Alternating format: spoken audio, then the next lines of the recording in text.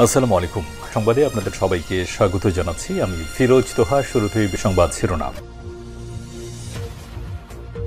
পুরোদমে Iran, Israel, ফিলিস্তিন যুদ্ধ চলছে, আর এই মুহূর্তে আমাদের হাতে এসে পৌঁছেছে যুদ্ধের ভয়ঙ্কর কিছু গুরুত্বপূর্ণ আপডেট সংবাদ। শুরুতেই জানাবো, মার্কিন গোয়েন্দা সংস্থা সিআইএর টার্গেট পূরণ না হওয়া পর্যন্ত আমাদের পশ্চিম এশিয়ায় শান্তি প্রতিষ্ঠিত হবে না, বললেন জেফ্রি সাস্ক। পাস টুডে জানিয়েছে, তুরস্কে অনুষ্ঠিত অ্যান্টালিয়া কূটনৈতিক ফোরামে জাতিসংঘের মহাসচিবের একজন উপদেষ্টা পশ্চিম এশিয়ার যুদ্ধের জন্য মার্কিন যুক্তরাষ্ট্রকে দায়ী করেছেন এবং তিনি বলেছেন, এই দেশসমূহের যুদ্ধের জন্য সরাসরি মার্কিন যুক্তরাষ্ট্র, ইসরায়েল জড়িত। তাদের তত্ত্বাবধানে মুসলিম দেশগুলোতে যুদ্ধ হচ্ছে।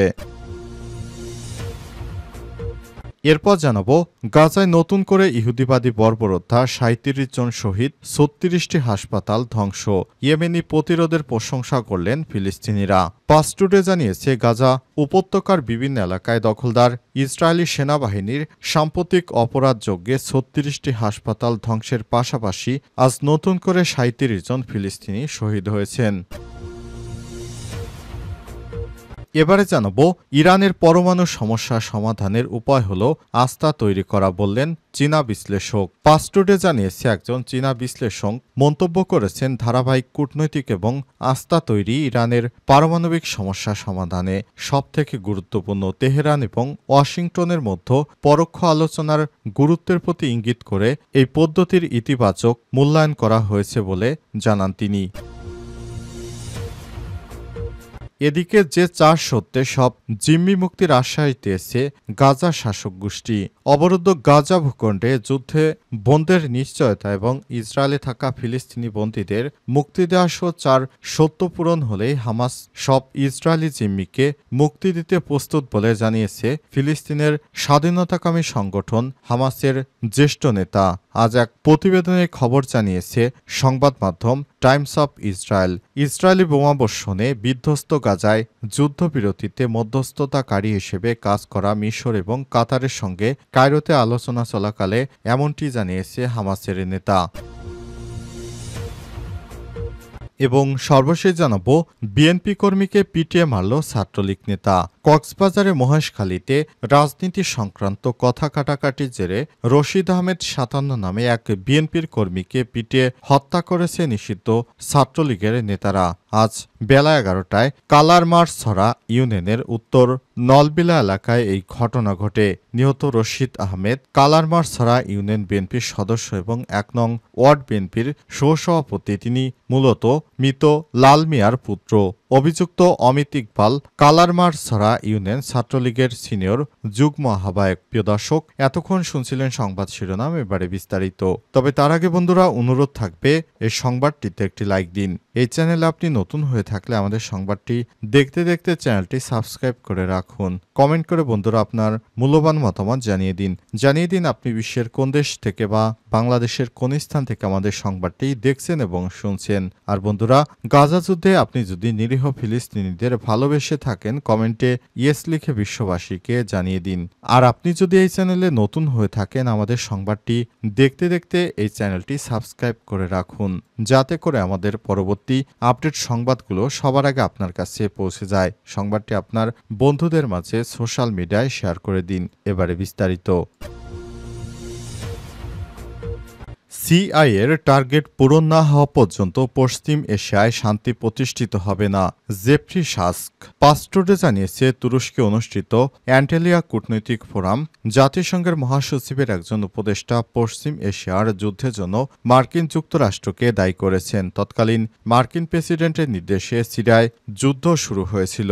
অর্থনীতিবিদ, রাজনীতিবিদ, বিশ্লেষক এবং কলম্বিয়া বিশ্ববিদ্যালয়ের অধ্যাপক জেফ্রি সাস্ক আজ চতুর্থ অ্যান্টালিয়া কূটনৈতিক ফোরামে মার্কিন যুক্তরাষ্ট্রের সমালোচনা করে বলেন, আমেরিকার যুদ্ধকামী মনোভাব এই অঞ্চলে শান্তি অর্জনে বাধা সৃষ্টি করেছে এবং ১০০ বছরের বেশি সময় আগেই ভার্সাই চুক্তির পর থেকে এই অঞ্চলে পশ্চিমা শক্তির হস্তক্ষেপের শিকার হয়ে আসছে।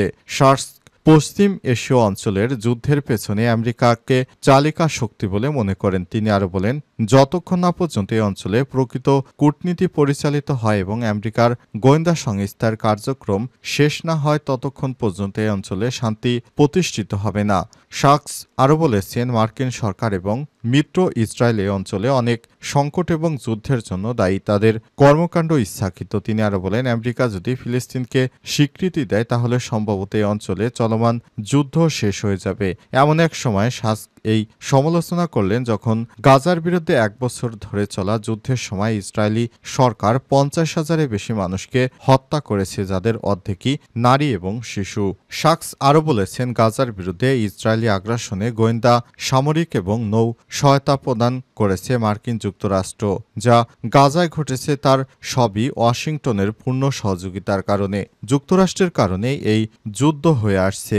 এর পেছনে সবথেকে বড় ভূমিকা রয়েছে মার্কিন যুক্তরাষ্ট্রের। তারা মুসলিমদের কাছ থেকে তেল সম্পদ সহ যতক্ষণ না পর্যন্ত তাদের স্বার্থ হাসিল করতে পারবে, গোয়েন্দা সংস্থা যতক্ষণ পর্যন্ত এদেশে নিয়ন্ত্রণ করতে না পারবে ততদিন পর্যন্ত এদেশে যুদ্ধ বন্ধ হতে দেবে না যুক্তরাষ্ট্র, ইসরায়েল সহ পশ্চিমারা।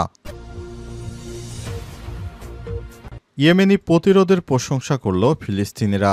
গাজায় নতুন করে ইহুদিবাদী বর্বরতা, 37 জন শহীদ, 36টি হাসপাতাল ধ্বংস।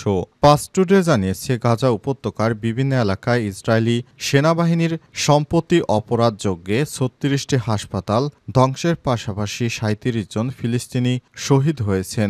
গাজা উপত্যকা থেকে ফিলিস্তিনিদের নির্মূল করার জন্য জাতিগত শুদ্ধি অভিযান চালিয়ে যাচ্ছে ইহুদিবাদী ইসরায়েল। আন্তর্জাতিক সম্প্রদায়ের নিরাপত্তা এবং মার্কিন যুক্তরাষ্ট্রের সর্বাত্মক সমর্থনের কারণে উপত্যকার বাসিন্দাদের উপর তারা গণহত্যা চালিয়ে যাচ্ছে। মেহের নিউজ এজেন্সির বরাতে পাসটুডে জানিয়েছে, গাজার স্বাস্থ্য মন্ত্রণালয় এক বিবৃতিতে ঘোষণা করেছে, গতকাল রোববার গাজার বিভিন্ন এলাকায় ইসরায়েলি বাহিনীর হামলায় 37 জন ফিলিস্তিনি শহীদ হয়েছেন। এ নিয়ে 2023 সালের 7 অক্টোবর থেকে ইসরায়েলি বর্বর হামলায় 60 জন শহীদ এবং 1,16,156 জন আহত হয়েছে।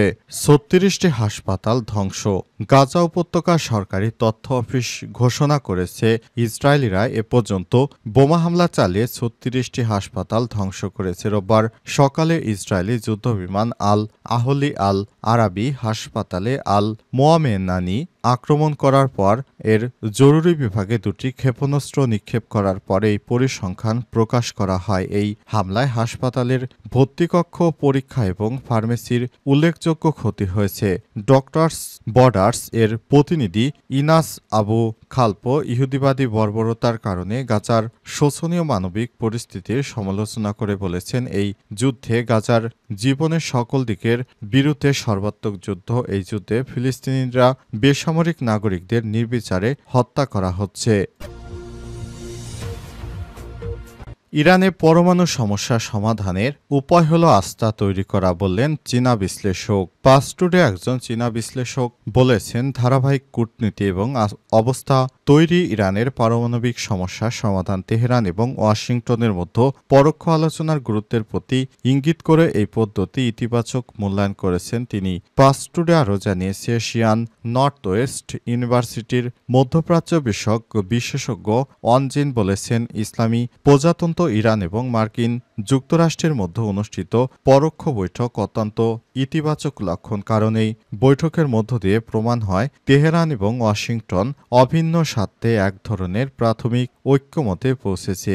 এ বিষয়টি ইরানের পারমাণবিক সমস্যা সমাধানের ব্যাপারে বর্তমান অচলাবস্থা নিরসনে আশা জগায়। তেহরান এবং ওয়াশিংটনের মধ্যে পারস্পরিক রাজনৈতিক আস্থার অভাবসহ অনেক প্রতিবন্ধকতার কথা উল্লেখ করে তিনি আরও বলেছেন, বিদ্যমান যোগাযোগের মাধ্যমগুলো এখন খুবই সীমিত। বর্তমানে আলোচনা কেবল তৃতীয় পক্ষের মধ্যস্থতার মাধ্যমেই হচ্ছে, তবে মনে হয় স্বল্প মেয়াদে মাত্র 1 বা 2 দফা আলোচনার মাধ্যমে উল্লেখযোগ্য অগ্রগতি অর্জনের সম্ভাবনা খুব একটা বাস্তবসম্মত নয়। আন্তর্জাতিক পরমাণু শক্তি সংস্থার মহাপরিচালক রাফায়েল গ্রোসির সাথে বৈঠকে চীনের পররাষ্ট্রমন্ত্রী এবং ইয়াং ওয়েন আশা প্রকাশ করে বলেছেন যে সংস্থাটি ইরানের বিষয়গুলো নিরপেক্ষ, বস্তুনিষ্ঠ, ন্যায্য এবং পেশাদারিত্ব মনোভাব নিয়ে পর্যবেক্ষণ করবে, সেই সঙ্গে পরমাণু শক্তির শান্তিপূর্ণ ব্যবহারকেও সমর্থন করবে। এর আগে চীনা পররাষ্ট্র মন্ত্রণালয়ের মুখপাত্র লিন জিয়ান মিডিয়াকে দেওয়া এক সাক্ষাৎকারে বলেছিলেন, বেইজিং দৃঢ়ভাবে বিশ্বাস করে যে রাজনৈতিক ও কূটনৈতিক উপায়ে ইরানের পারমাণবিক সমস্যা সমাধান করাই একমাত্র সঠিক পন্থা। যে সত্ত্বে সব জিম্মিদের মুক্তির আশ্বাস দিয়েছে গাজা শাসক গোষ্ঠী। অবরুদ্ধ গাজা ভূখণ্ডে যুদ্ধবন্ধের নিশ্চয়তা এবং ইসরায়েলে থাকা ফিলিস্তিনি বন্দীদের মুক্তি দেওয়া সহ 4 শর্ত পূরণ হলেই হামাস ইসরায়েলি জিম্মিদের মুক্তি দিতে প্রস্তুত বলে জানিয়েছে ফিলিস্তিনের স্বাধীনতাকামী গোষ্ঠী হামাস। সোমবার 14 এপ্রিল এক প্রতিবেদনে খবর জানিয়েছে সংবাদ মাধ্যম টাইমস অফ ইসরায়েল। ইসরায়েলি বোমাবর্ষণে বিধ্বস্ত গাজায় যুদ্ধবিরতিতে মধ্যস্থতাকারী হিসেবে কাজ করা মিশর এবং কাতারের সঙ্গে কায়রোতে আলোচনা চলাকালে এমনটি জানিয়েছে হামাস। তাহের নামে হামাসের এক জ্যেষ্ঠ কর্মকর্তা আন্তর্জাতিক সংবাদ মাধ্যমকে জানিয়েছেন, বন্দী বিনিময় চুক্তির যুদ্ধের পরিসমাপ্তি, গাজা উপত্যকা থেকে ইসরায়েলি বাহিনী প্রত্যাহার এবং মানবিক সহায়তা প্রবেশের অনুমতির বিনিময়ে আমরা সব ইসরায়েলি জিম্মিকে মুক্তি দিতে প্রস্তুত। তবে ইসরায়েল যুদ্ধবিরতির অগ্রগতিতে বাধা দিচ্ছে বলে অভিযোগ করেছেন তিনি। হামাসের ওই নেতারা বলেছেন, বিষয়টি বন্দীদের সংখ্যা নয়, বরং সমস্যাটি হলো দখলদার ইসরায়েলি তাদের প্রতিশ্রুতি ভঙ্গ করেছে, যুদ্ধবিরতি চুক্তি বাস্তবায়নে বাধা দিচ্ছে এবং যুদ্ধ চালিয়ে যাচ্ছে। তাই হামাস দখলদার ইসরায়েলকে চুক্তি বহাল রাখতে বাধ্য করার জন্য নিশ্চয়তার প্রয়োজনীয়তার উপর চাপ দিচ্ছে, যোগ করেন তিনি।